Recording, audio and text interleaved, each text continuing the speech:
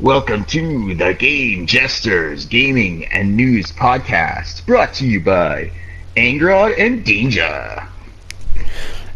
Hey guys, so first of all, the first thing we want to jump right into here is with the Bethesda's live stream of Please Stand By.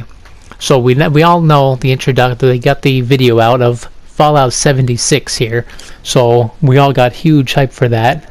And they always have their core game, like Fallout 3 came out, 2008, then New Vegas came out 2010, then they had a break between Fallout 4, so now we're going to have this little standalone game, a spin-off between, so shouldn't be expecting too much. However, I don't know, like, already get a new Fallout game? Fuck, I want some Elder Scrolls. Elder Scrolls. That's true. They've only been remastering and re-putting out Skyrim. It's been a long time since we've had an Elder Scrolls game, but at least Fallout will have us a little placeholder for us to hold off on that. And I always liked Fallout a little bit more, so I'm really hyped about this game. That's true. Although Skyrim is old 5 fucking years ago, and they're still putting it out on new systems. So that's true. They don't want to let that one die. So the little bit we know about this Fallout so far, well, first I'll let you, Danger Cat. You can take it away, what you know. Well, from just from the little bit I've seen, Vault 76 is a control vault, so they won't be fucking with you, I guess, in this one. And let's see, prequel to all the other games, which is interesting because, like, when you get out in the world, like, how mutated are things actually going to be, and like, are ghouls still going to have some little, like, some skin on them and stuff? Like, it's true. They haven't fully rotted away yet. Yeah, it should add some interesting visual elements, I feel. Sorry, you can go. Sorry. And if the game is going to be in West Virginia, is there going to be still some forests and shit? Yeah, based on the song, that's what we assume. That's what we got to go on. That's where it's going to be. Could be interesting. I don't know. So we do know down for new Fallout. One thing, and if you never really realized, so it's in Fallout 4, the introductory sequence in Fallout 4. They mention. The newsreader mentions Vault 76 in the opening honor of the United States. So they throw a little hint at it there, but at that time you didn't know anything about it. And I also found out if you go back to Fallout 3 in the Mothership Zeta expansion DLC, they also have something where it refers to Vault 76 there. So they've actually given a little bit of background information about it. Like, it was constructed in October 2069, and it had 500 occupants, and it ran for 240 months before whatever happened to it went down. So the other games actually gave a little bit of backstory behind what's going on here. So basically, Bethesda is essentially Pixar, in that they put little teasers of their next projects in their previous games. More or less, yeah. I don't know if it was planned that way, they were planning this, or they just went back on their game and picked off one little thing and hey, we mentioned this, let's expand upon it. It could be either way. It's a pretty fleshed out little world they got there. Yeah, I'm excited for it, but we'll have to wait until E3 coming up on Sunday for Bethesda's E3 to have a look and see what they have coming. Not this Sunday, sorry. June 10th will be Bethesda's E3, and then we'll get more information and a release date coming up for it. So far away. So we'll move on to Pokemon. What do you have for the new Pokemon? I'm not excited at all for this new Pokemon. Like, come on. You doing Kanto again? This is like the third time now. Fucking, oh man. That's true, but it looks like a 3DS game again. Like, you're on the Switch, you have a little bit more power, a little bit more things you can do, and you just add some multiplayer elements. Whoa. To be fair, though, on their defense, it's always the first two gens that always pull me in. And once they go beyond that, I fall out of Pokemon. Like, even with Pokemon Go, I was huge into the first gen. The second gen, when I died out, the second gen pulled me back into it. And the third gen, again, I died out. Just like when they're on the Game Boy, the first and second, I was huge into it, and then I died out once they got the third and beyond. And once they got the White and X, I was completely gone. This one, going back to Gen 1 with Kanto, I do have a little interest. It did look kind of neat, but not enough to buy. Like, I'll be waiting on it. Yeah, I think this had the potential to be a system seller for me, but I've already have all the damn 3DS games. Why the hell would I want this too and have to spend an extra $400 for a Switch?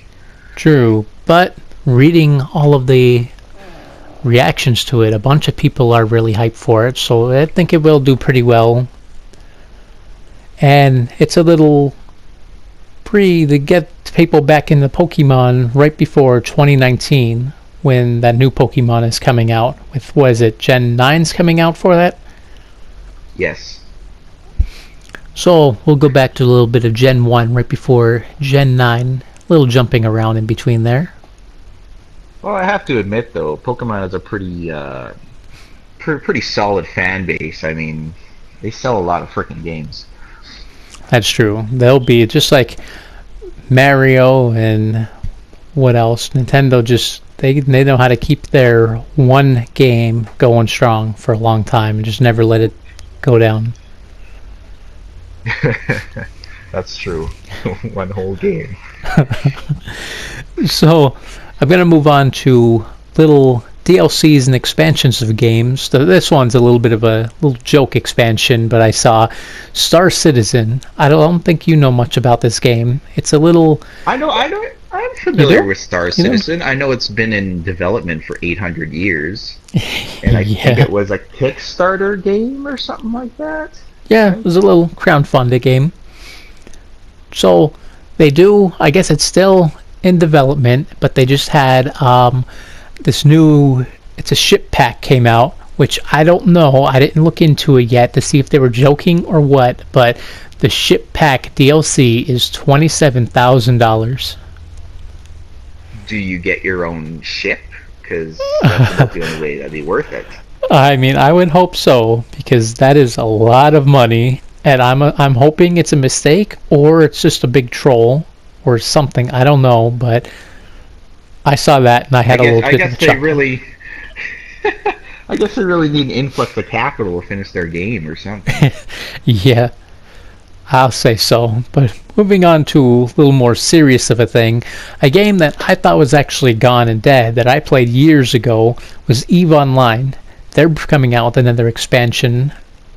That's I didn't look too much into this one either, because after I fell out of the EVE Online, I kind of died out of the whole thing, but I actually thought the game was dead, so I was a little bit excited to see that they're actually still going and they have another expansion coming out. And what I think is EVE Online a game though, or is it just working at home and not making any money? Kind of the former right there, or the latter. It's working at home. There's a lot of grinding. That's one thing that I fell out, was 1 month to make a clone in real game time. You're paying for a full subscription for one upgrade. That was a little rough, but I actually did it for a little while before I fell out of it. Yeah. I just wish that the Dust game, I wish that Dust did a lot better than it did. They had huge potential for that, and I wish that kept going. Oh, the FPS game for console? Yeah, for the PlayStation 4 that was going to link up with EVE Online. I had high hopes for that. It was an interesting concept. Yeah. But since before we'll jump in E3 here, just a little update for anyone who's planning on going to E3 coming up, since I mentioned it before. They do have strict rules going on this year. Now, they have bans on backpacks and they have huge bag checks, so make sure you watch what you bring there and don't bring any carry-on backpacks or anything, because they're doing a big check this year. They're really big on safety. I think the last thing they want is a mass shooting at a fucking video game convention. Yeah, with the huge crowd there. Yep. But since we mentioned crowdfunding before with the last game, I do know We Happy Few. That was a game that I looked really interested in. It has a really big BioShock kind of feel to it. And that... Oh, okay, yeah, that You game I remember know that of. one? Yeah, that one looked really cool. Yeah, And that was where another you're kind of crowdfunded. where you get drugged all the time and Yeah. everybody looks happy. Yep. Yeah. So because of that, they actually didn't say why, but that game was banned in Australia for they didn't really give a real reason, but we're gonna assume that it's because of the huge drug use in it and all the violence, which From what I've seen though, Australia loves banning things. yeah, they like keeping their people safe kind of thing. It's you can't blame them for a lot of things that are out there. But the biggest problem is because it was crowdfunded, there was a lot of people from Australia who crowdfunded the game, and this is going to bring a big problem because they now can't have the game. So the company is kind of working with them to figure something out. They're probably going to have to issue refunds to everything. They'll probably just edit the shit out of it so it's like a Maybe they husk of might its former self, just so it give gets like released. a little director's cut kind of issue where cut it down. Yeah, that's what I'm thinking. There's possible they might be able to do that. But we'll do a little quick note here that the RuneScape Classic servers are closing after 17 years. But over the past several years, they kind of like all the mods kind of dropped off. No one has been like focusing, paying attention on it. It's been unsupported, leaving them with like a lot of hacks. There's a huge amount of bots. It's pretty much just overrun with bots now. So the servers run stable, and they finally decided to shut it down. And they're officially shutting down on August 6th. So if you want to play RuneScape Classic, jump on now because your time's running short. I didn't even know you could play the original RuneScape. I mean, I only knew about RuneScape 2, not fucking way back in the day. I didn't even play original RuneScape. Yeah, Holy moly. it was around for a long time. I'm actually surprised when I saw they were shutting down. I even said to myself, they were still open? I know like newer games that had their servers shut down sooner than that. Like look at Demon Souls was like a PlayStation 3 game and their servers shut down way before them here. So sad, eh? Yeah, Everybody but loved Demon Souls. I liked it. I liked the Blood Souls, the Dark Souls and Bloodborne games were good, but I like Demon Souls a lot more. I wish they would do you're it. all about that OG. Yeah, I really wish they'd do a Demon Souls remastered. I'd get that for sure. But we're going to move on here with the movie updates. Keep you guys updated with the movies coming out. So before we get into the movies, first I saw Comcast they're considering an all-cash offer to acquire portions of 21st Century Fox, countering Disney's $52.4 billion all-stock offer. So Comcast is trying to get in on the action and pull Fox away from Disney. They want in on this whole thing. I guess with the movies, how successful Logan was and that, they want to jump in on this bandwagon. Jesus. Yeah. Between Comcast and Disney, it's like, which shitty company would you rather own Fox? Yeah, see, that's the thing here. I don't really like the direction Disney's taking. Not insulting anyone who's a fan of Disney, that's cool, but I mean, the Marvel movies are doing huge under them, but it's just, me personally, I kind of don't like the direction that they went in the movies, and a lot of the kind of jokes and things that they throw out there, I'm not super huge into it, so that's where I wouldn't mind. I feel like the Star Wars movies are kind of an extension of the Marvel movies. Like they're the same tone and the same humor, except like they should be completely different in my mind. Yeah, now they're kind of, I know exactly what you mean. Like they say have the same kind of, almost like they have the same writer, even though they don't, but they have the same kind of personality coming off of them. The same kind of lightheartedness. Agreed. But at the same time, where I wish they would move a little bit more away from Disney, at the same time I was a huge fan of the Avengers vs. X-Men crossover in the comics. I would love to see that if Disney bought them over, if they would consider doing that.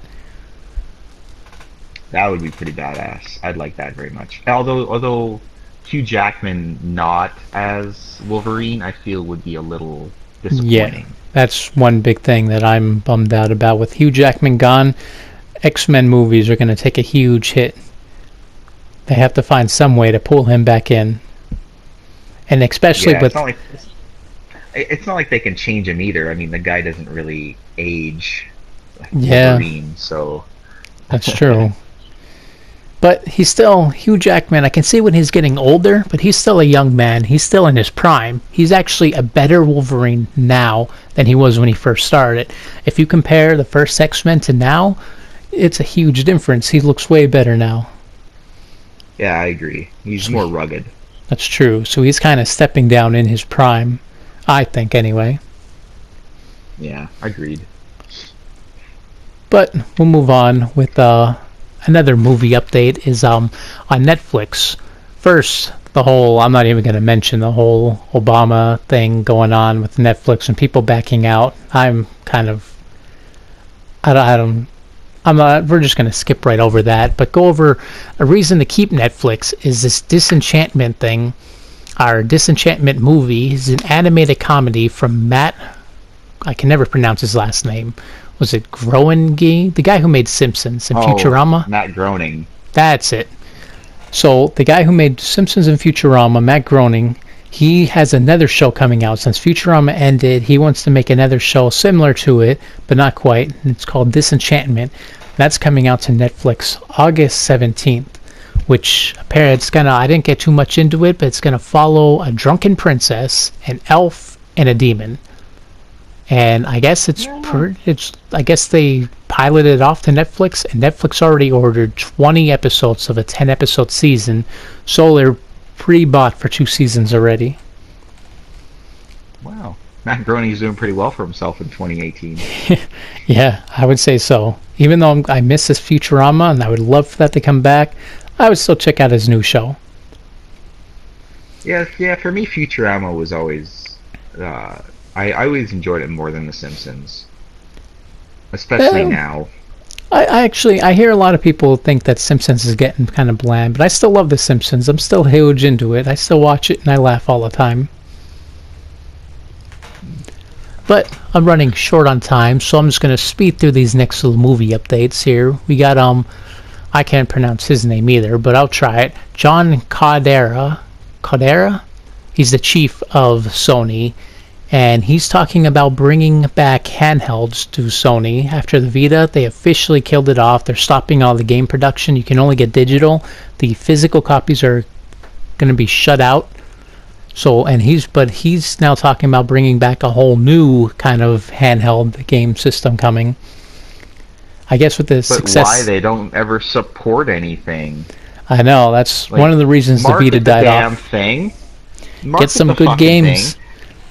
Yeah, market it, get some good games, and actually have the price be competitive.